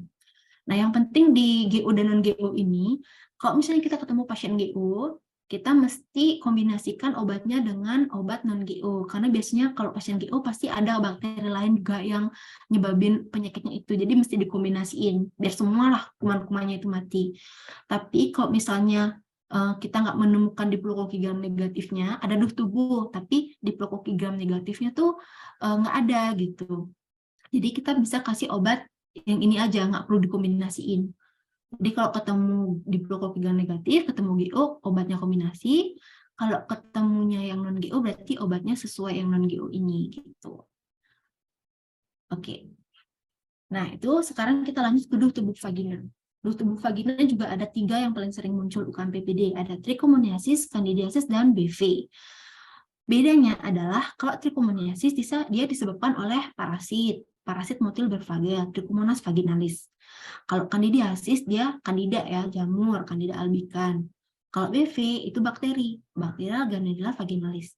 Trichomonas parasit, candida jamur, BV bakteri. Manifestasi klinisnya yang paling khas kalau trichomoniasis dia itu discharge-nya kuning kehijauan, baunya itu kayak bau terasi. Terus dia berbusa dan dia ada gambaran strawberry cervix. Jadi cervixnya itu kayak bintik kayak strawberry ini. Terus pH-nya tuh biasanya dia asam lebih dari 4,5. Lebih dari 4,5. Terus kalau candida dia discharge-nya itu seperti gumpalan keju atau susu. Kemudian dari KUH dia ada pseudohypa dan blastospora. Sama sih juga kayak penyakit kandidiasis yang tadi di payudara itu kan dia dari KUH dia ada blastosporanya gitu. Terus kalau BV dia khasnya itu baunya amis seperti ikan asin gitu. Kalau misalnya khasnya dari BV dia ada AMSEL kriteria. AMSEL kriteria itu ada 4, pH-nya lebih dari 4,5, Klusial positif, lebih dari 90%, dan Amin-Wave test positif serta discharge-nya homogen, non-leaky, dan white. Amin-Wave ini maksudnya kita tetesin dia Amin-Wave terus nanti akan ada bau amis gitu. Jadi biasanya kalau misalnya kita periksa aja udah bau amis, nggak perlu ditetesin Amin-Wave lagi, kita udah bisa mengarah ke BV gitu. Tinggal diperiksa aja mikroskopinya ada nggak kluselnya. Kalau kluselnya positif udah pasti BV kayak gitu. Kemudian untuk tata laksana, untuk memudahkan kalau trichomoniasis itu biasanya aku apalinnya dengan MM, metronidazole, metronidazole. Ada yang 2 gram single dose PO, 2 kali 500 mg 7 hari per oral. Kalau di puskesmas aku, kalau ada pasien ini biasanya kasih yang single dose aja, biar sekali doang dia minumnya. Jadi sekalian langsung kasih metro yang 500 ml 4 tablet minum sekali gitu. Terus kontrol lagi kalau ada keluhan. Terus kalau yang BV sama juga MM, tapi dia tambahannya K. Kalau trichomoniasis MM, kalau BV MMK. Yaitu tambahnya ada clindamycin 2 kali 300 selama 7 hari per oral juga. Yang beda di sini adalah candidiasis karena dia jamur ya, jadi obatnya itu ada yang intravagina, ada yang per oral. Untuk yang intravagina ini dia digunakan untuk pasien yang sudah pernah hamil, karena kasihan kan pasien belum hamil tapi dikasih intravagina. Terus kalau yang per oral dia kontraindikasi untuk ibu hamil. Jadi ya ibu hamil bebas dikasih intravagina aja gitu. Nah, kemudian ini obat-obatannya bisa dihafal, ada clotrimazole, nystatin, fluconazole sama itraconazole. Yang ini juga lumayan sering sih muncul di UKM PPD, jadi banyak-banyak latihan. Oke, lanjut ke soal nomor 9. Yuk, 2 soal lagi. Ini juga soal baik ya, ditanya diagnosis. Kita langsung ke klubnya aja ya. Oke, di sini ada nyonya perempuan 25 tahun, kulitnya merah, nyeri, dan mengelupas. Yang paling khas di sini dia ada luka pada mukosa dan nyeri sendi. Terus 2 hari sempat mengonsumsi antibiotik yang dibeli di apotek. Dari pempisnya yang nggak normal di sini nadinya 125 sama dia ada demam. Terus ada erythema diffuse multiple bulla, ada ekstremitas atas perut dan dada. Terus dia ada krusta kehitaman di bibir serta total body surface area-nya 25%. Diagnosisnya SJS10. Oke, kita langsung aja bahas. Alergi drug eruption. Nah, yang paling sebenarnya untuk alergi drug eruption ini ada banyak sih, tapi di sini aku bahas urtikaria sama aniodem sama yang tadi SJS10 itu ya. Untuk urtikaria sama aniodem Yang pertama untuk urtikaria sendiri, ini kayak gini ya, bentol-bentol kayak gini, kayak digigit nyamuk tapi dia lebih luas gitu. Dia berupa edema pada kulit dengan ukuran bervariasi dan biasanya ada keluhan gatal dan panas. Kalau angioideum dia biasanya di mukosa, dan parahnya kalau dia kena mukosa pernapasan bisa menyebabkan asfiksia dan itu merupakan suatu tindakan emergensi. Kalau misalnya kalian udah ketemu pasien nih, dia urtikaria angioideum terus ada riwayat minum obat, curigalah itu alergi obat, apalagi mungkin dia ada emang riwayat alergi sebelumnya. Jadi segera kita kasih antihistamin. Untuk first choice-nya bisa kasih yang generasi kedua yang non sedatif, cetirizine atau loratadine. Kalau nggak ada bisa kasih yang CTM, tapi dia sedatif. Kalau yang untuk angioideum karena dia emergensi, kalau misalnya dia ngenain saluran napas, kita bisa kasih dia epinephrine atau adrenalin. Terus lini pertamanya juga kita bisa kasih antihistamin. Lini keduanya kalau misalnya menetap sampai 2 minggu, dosis antihistaminnya ditingkatkan 2-4 kali lipat. Kalau misalnya gejalanya menetap 1-4 minggu berikutnya, bisa kasih kortikosteroid. Tapi kalau misalnya dari first choice-nya udah nggak mempan, kita biasanya rujuk sih ya. Kalau untuk ningkatin dosis itu kita mesti konsul juga ke dokter spesialis kulit gitu. Oke, itu tadi urtikaria sama angioideum. Kemudian yang kedua itu nekrosis epidermal. Yang nekrosis epidermal ini ada SJS, SJS10 sama 10. Sebenarnya ini tuh mirip banget dari apa namanya manifestasi klinisnya, dari tampilannya, efloresennya mirip. Yang membedakan adalah TBSA-nya, total body surface area-nya. Kita menggunakan TBSA itu dengan rule of 9 kayak untuk luka bakar itu ya pakai rule of 9. Jadi kalau SJS itu kalau kurang dari 10%, kalau 10-30% berarti SJS 10. Kalau 10 itu lebih dari 30% gitu. Sama tata laksananya nanti kalau SJS kan dia nggak se-emergency 10 gitu. Jadi obatnya prednison dosisnya lebih rendah. Kalau SJS 10 3-4 mg, kalau yang 10 itu 4-6 mg. Terus kita bisa kasih terapi simptomatis sama terapi suportif gitu. Karena biasanya dia ada dehidrasi, kasih infus atau gimana. Karena ini termasuk emergensi, jadi biasanya ini ditangani oleh spesialis kulit gitu. Kalau ketemu kasusnya kita kasih penanganan awal, kemudian langsung rujuk. Oke, adalah soal. Ini juga soal baik yang ditanya diagnosis. Jadi Tuan Aceh 70 tahun mengeluh ada luka yang tidak kunjung sembuh pada telinga sejak 1 tahun. Lukanya bercak kemerahan dengan kropeng yang permukaannya berbenjol-benjol. Tanda vital DBN dari PA ada sel tumor bentuk mutiara kreatin. Oke, karena soal terakhir mungkin sebelum dibahas ada yang mau jawab nih. Kasnya ini ada luka yang nggak kunjung sembuh, terus dari hasil PA-nya nih, sel tumor berbentuk mutiara berbentuk keratin. Nah, Rin jawab A. Apakah benar A? Iya, betul ya. A jawabannya SCC. Kita langsung aja bahas. Dermatologi malignansi. Nah, satu slide ini menjelaskan cukup detail sih, karena ini keganasan ini kan bukan kompetisi dokter umum, jadi paling yang ditanya itu diagnosisnya aja. Terapinya juga kita kan nggak bisa menterapi, jadi kita cukup perlu tahu diagnosis, bagaimana mendiagnosis. Jadi kalau keganasan malignansi di kulit itu ada BCC, SCC, sama MM. Nah, bedanya untuk yang BCC dia disebut dengan ulcus rodens. Kenapa ulcus rodens? Dia karena kayak gini, dia tail lalat ada ulkusnya gitu. Dia mengenai sel basal epidermis. Terus kalau SCC dia biasanya luka yang tidak sembuh-sembuh, jadi kayak koreng gitu, ada kropengnya. Dia mengenai keratinosit epidermis. Nah, bedanya di sini dari tampilannya kan. Kalau BCC itu dia tampilannya pearly appearance. Jadi dia tampilannya papul mengkilap seperti mutiara. Kalau yang SCC dia itu tampilannya lebih jelek gitu. Luka koreng itu nggak sembuh-sembuh. Terus dari hasil PA-nya, kalau yang BCC dia akan membentuk sel pagar atau palisade. Kalau yang SCC dia membentuk mutiara keratin gitu. Jadi bedakan kalau BCC yang mutiara mengkilapnya itu appearance-nya, penampilannya. Tapi PA-nya sel pagar atau palisade. Kalau SCC hasil PA-nya yang kayak mutiara, tapi dia bentukannya jelek gitu. Nah, kalau melanoma maligna itu kan tumor melanosit ya, di sel-sel kulit melanosit. Jadi dia biasanya ada riwayat nefus yang apa namanya, bentukannya tuh nggak normal gitu. Kita bisa menghafalnya dengan ABCD. A itu asimetris, jadi bentuknya biasanya nefus itu kan bulat doang. Kalau ini nih kayak pulau gitu bentukannya. Terus dia batasnya irregular kayak ini, nggak jelas. Terus C-nya itu color-nya nggak sama. Kayak ini ada yang hitam, ada yang merah, ada yang coklat. Sama D, diameternya itu lebih dari 6 mili dan menimbul. Kayak gitu. Itu sih, kalau untuk keganasan kita cuma perlu mendiagnosis aja gitu. Jadi cukup hafalkan clue-cluenya aja. Oke, selesai.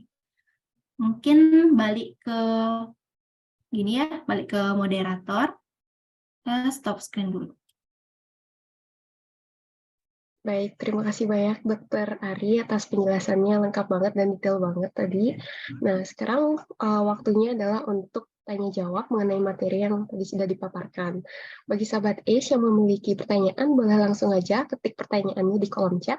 Nanti saya akan bacakan, atau boleh mungkin raise hand, nanti bisa on mic langsung.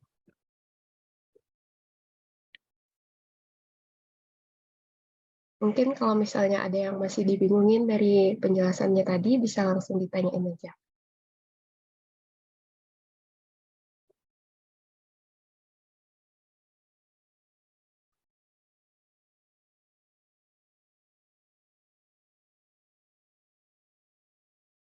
Mungkin selagi menunggu, mungkin kalau misalnya saya boleh nanya satu deh, dokter, apa boleh?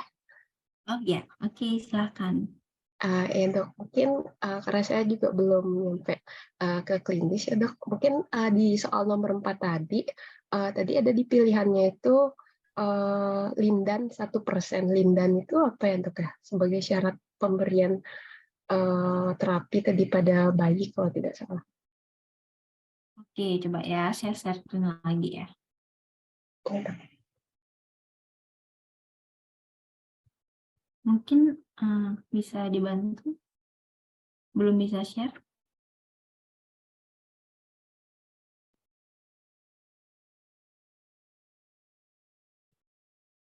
Oke, soal nomor 4 ya. Tolong dibantu biar bisa share screen dari panitia.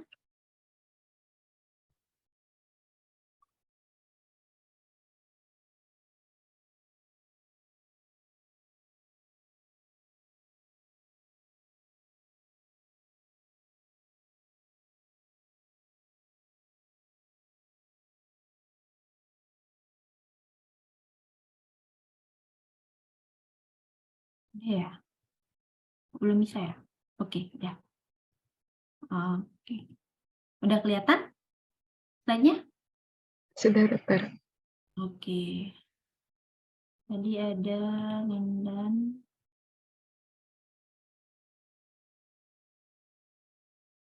Hmm.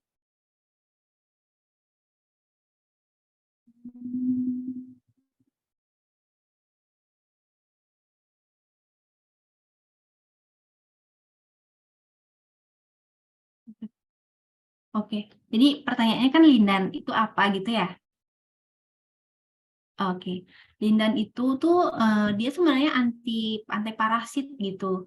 Dia kandungannya di sini kandungannya lindan 1% itu kandungannya gamma heksaklorsikloheksan gitu. Dia sama juga penggunaannya untuk untuk parasit, tapi biasanya jarang banget sih digunain lindan itu. Karena dia kan kontraindikasi juga buat anak, buat ibu hamil. Kayaknya sekarang udah jarang. Jadi yang paling sering digunain itu permetrin yang 5%, sama itu salep 24 sulfur presbitatum itu, kayak gitu. Jadi saya sama penggunaannya itu kayak berupa salep gitu, diolesin di seluruh tubuh, gitu. Tapi udah jarang sih itu. Oke, baik dokter, terima kasih banyak atas penjelasannya. Oke, mungkin kita lanjut dokter. Nih ada pertanyaan dari di kolom chat dari Mei. Kak masih bingung dengan permetrin 5% dan 1%. Perbedaan dalam penggunaannya bagaimana nih? Oke, makasih ya Mei pertanyaannya. Jadi kalau untuk permethrin 5% itu kan kandungannya aja sih yang beda. Nanti ada yang permethrin 5%, ada yang 1%. Kalau yang permethrin 5% biasanya digunakan untuk kasus-kasus SKBS. Kenapa untuk SKBS? Karena dia kuman SKBS itu lebih kuat gitu dari pedikulosis. Kalau yang 1% itu kan digunakan untuk pedikulosis. Kalau yang 5% itu untuk SKBS. Kemudian untuk penggunaannya, kalau yang permethrin itu yang 5% dia dioleskan ke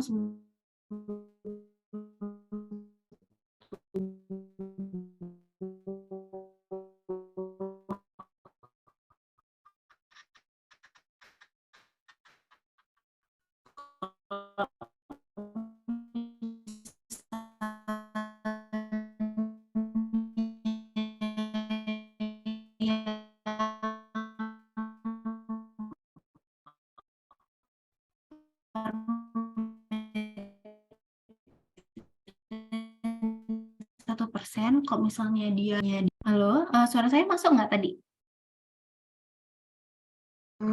Halo, halo Kak. Suara saya tadi putus-putus ya? Iya Kak, mungkin boleh diulang Kak sekali Oke. lagi.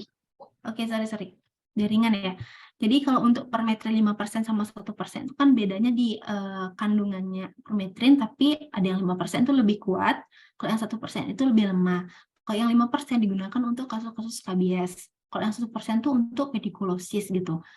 Kenapa yang 5% untuk skabies? Karena skabies itu kumannya tuh kayak lebih kuat gitu dari pedikulosis.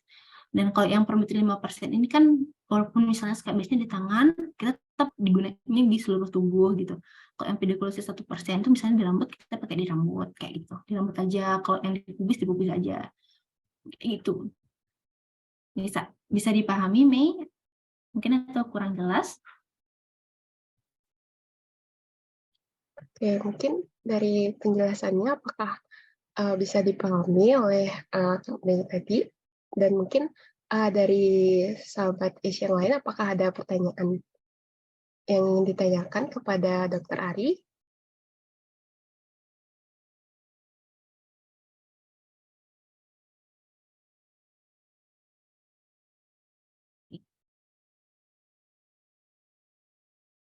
Oke, Oke, sambil jalan ya mau ngasih gini sedikit. Mungkin di sini ada yang udah mau UKM PPD atau masih koas gitu, lagi persiapan UKM PPD. Jadi soal-soal kulit ini emang banyak banget sih yang keluar. Kalau nggak salah porsinya itu 10-15% lah.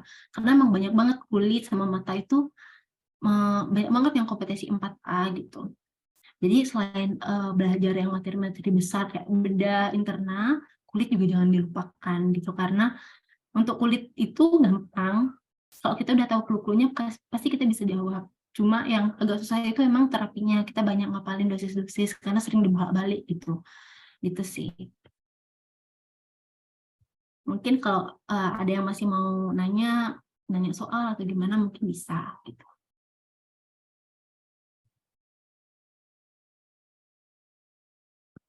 oke. Terima kasih banyak dokter tadi atas tips-tipsnya yang sudah diberikan. Mungkin kalau misalnya sudah tidak ada pertanyaan kembali, mungkin kita bisa lanjut ke sesi selanjutnya nih dok. Karena mungkin sudah berakhir juga untuk sesi tanya jawabnya, kita bakal recap dulu dari topik yang sudah kita bahas kali ini. Jadi untuk kasus-kasus dalam bidang dermatovenerologi itu mungkin kita bisa kategorikan dalam penyakit akibat infeksi virus, bakteri, infeksi parasit, infeksi